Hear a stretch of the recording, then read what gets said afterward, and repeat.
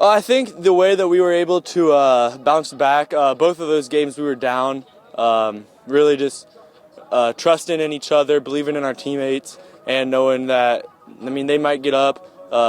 There's ebbs and flows. They're going to get up sometimes. They'll have some big plays, but knowing that we'll have some big plays too and we can come back from it. When you look ahead to Saturday's game and you facing Covenant Christian, what scares you the most about this team? They have a very, very good running back that we're going to have to contain. It can be a long night if we aren't on him early. They have a very aggressive defense. We're going to have to take advantage of that and make smart decisions with the football. This being the first trip ever for a South Adams football team to the state finals, do you guys feel the pressure? How do you control yourselves under that spotlight of the state finals? I don't think we feel any pressure at all. We've been working for as long as I can remember, and doing this, being the first South Adams team to come here, I think pressure's off now. We just go play our game. And also, when you look ahead to Saturday, I guess it's a morning game for that Saturday morning. What are you looking forward to the most? I'm just really looking forward to, obviously the venue will be really cool here in Lucas Oil, but more than anything, just getting one more game with my best friends. Yeah. All right, and so we were all here on Friday for the Southern State Championship, and then what are some of the things that you and your teammates did after that? After Friday, we were on the fire truck ride all around town. We celebrated for a while. I was able to go back to one of my friend's house. We hung out in his hot tub for a while, just enjoyed the night, but then Saturday morning we started watching film on Covenant and started getting ready. And you mentioned that you need to be aggressive against their defense. Their defensive stats are ridiculous. What are some of the things that you guys are going to have to do to sort of deal with the sort of defense they're going to present? First and foremost, we're going to have to block their defensive ends. Both of them have a lot of sacks on the year. They come hard every play. We're going to have to be prepared for that. Their defensive backs play really aggressive. They try to jump the pass, make some interceptions. So I'm going to have to be smart, knowing when I can take my shots and when I got to hold on to it. And overall, just playing smart, knowing that they're going to be coming hard really every play. But look back at the season, the 2020 Starfires, and what was the key to this team this year? Just being successful and just playing perfect. Last year we were just satisfied with winning conference, winning sectional. We've never handled success before, and then we lost in regional, and we kind of got like the hammer thrown down on us as far as the community, and we just heard it all year. We choked, and we just had that monkey on our back, and we just came out in the season, not really having a state championship in mindset, but just proving everybody wrong, and that's just what we've had push us through this season. So, when you look back at the last two games, the regional and the semi-state, what is it that you could take away defensively from that game that will help you in the state finals? Just pushing through adversity. You saw that last year in the regional game. We were down for the first time ever, and we just didn't handle it well. We were screaming at everybody else, but then regional, we were down, and we were just picking each other up and, having a next play mentality and knowing that, we can't lose, and, we're only down by one touchdown, and we've done this before, so we just had to push through adversity then. So. When you look ahead, too, on this Saturday, the team you're playing, Covenant Christian, what scares you the most? What do you need to work on against them? Just containing the running back. He's a quick little kid, so we just got to make sure that we got to keep him in the box, keep him under us, and just having our DBs play a good game and keeping all the passes underneath us and not be able to give up big plays. Also, what will be the keys for this South Adams team come Saturday morning?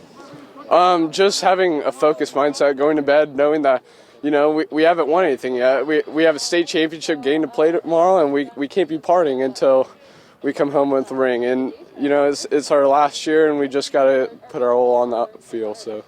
Yeah. And one last question, when you get suited up and you're getting ready to run out on that field on Saturday morning, what are you looking forward the most?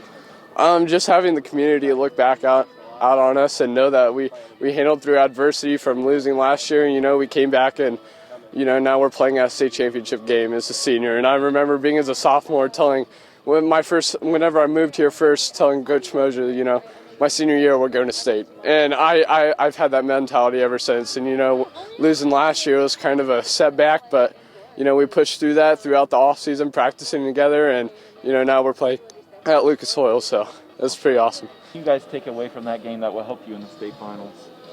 Just the aggressiveness Southwood had, and the LCC, they were a good team too, which is getting us ready. That's 2 whole teams we played this year, the four quarters anyway, which we didn't do that a lot in the season, which really helped us get us in condition for this game. When you look ahead at Covenant Christian, what concerns you the most about that team, and what do you need to work on to beat this team? They have a good running back, number 2, a real shifty guy, but just focus on shutting him down and taking care of their passing game. With this team, South Adams team, that is, it's a first ever trip to the state finals.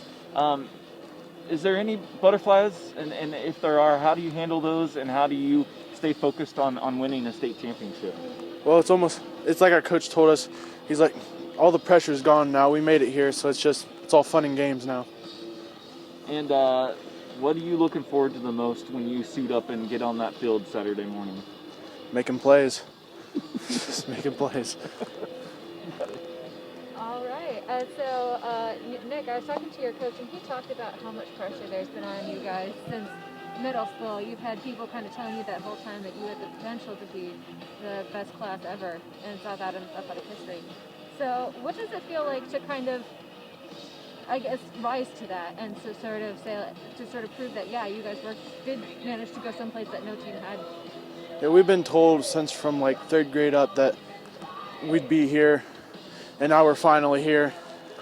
And it's almost unreal, but we're ready for it. And how are you balancing the fact that on one hand you've got like people like us coming and asking you questions, and there's a holiday, there are teachers pulling you aside to talk to you, but on the other hand, this is also going to be probably your toughest game of the whole year, probably of your whole career. So yeah, it'll be a good game. We just got to stay focused, keep our mind on the main goal. All right, and so I guess what are a few things that you had pointed out to you about Covenant Christian so far? They're a good team. Matter of scoring points and stopping them. Of this team this year? Yeah, it's 100% buy-in from our senior class all the way through. The leadership they've shown, the work ethic, taking ownership of this team as a whole. So you go back to a year ago and we lost a regional, and there was so much pressure on this team, expectations about where they should go this year. And from the start, they've took ownership. Going through June, making workouts on their own, still doing film sessions on their own. The O-line meets once a week all year long without coaches, doing film session on Sunday nights. Guys come out here and throwing on their own all the time. James and his receivers throwing out alone. It's almost like they're coaches as players on the field, which is absolutely incredible. And it was so cool with that pressure on them last week to be able to look them in the eyes after the game and just see the kind of the relief and the joy that they're going to Lucas Oil after all that talk about. And I think now that we're there, it's kind of pressure off and they kind of play free and just enjoy the moment. You look back to the last 2 games, the regional and the semi-state. What, as a head coach, are you looking at and saying, hey, we did this great. We need to make sure that we keep continuing this on to the state finals game? Yeah, again, we're so patient. With adversity, we're patient and know that's going to come eventually. So Southwood game, we're down 28-27 second quarter. We're 28-20 in the second quarter. We don't get flushed. We keep playing our game. We score 3 touchdowns end of the second quarter. We like to say we're kind of lightning in the bottle offensively. Anytime we can kind of explode and make a big play. We have so many guys that can go 80 yards, make a play with their legs. So we get the ball in space and they just go do it. And this is the way to respond to that adversity. And then last week again versus LCC, go down at the start. It's only 14-3 halftime. They come out and score 28 points in the third quarter. So just being resilient when they face adversity and knowing that's going to happen eventually, keep playing our game. And as you look ahead and you look at Covenant Christian, what scares you the most, and what are you working on towards the goal of beating them? They have a lot of things that scare me, and number one is probably their running back. He's an incredible kid. He transferred in this year, his senior year. He's so explosive offense. Kind of reminds me of Dwayne Eskridge from Bluffton a couple years ago. He's at Western Michigan now. The speed, and he runs so aggressively. Not even that big, but still runs so aggressive, runs through people. We have to bottle him up. We have to have a huge night from our front seven. Nick Miller has to have a big game. Austin Gorney, Jacob Plattner, Christian Somerset, Dom Kahn defensively, Braden Gilbert. Then offensively, we have to give James time to throw the ball and give Christian Holtz a run through. We have to win the one-on-one battles with our receivers and DBs on both sides of the ball. We have to win those battles one-on-one because there's just just as athletic as we are. They're just as fast as we are. So it's going to be a fun game, great atmosphere.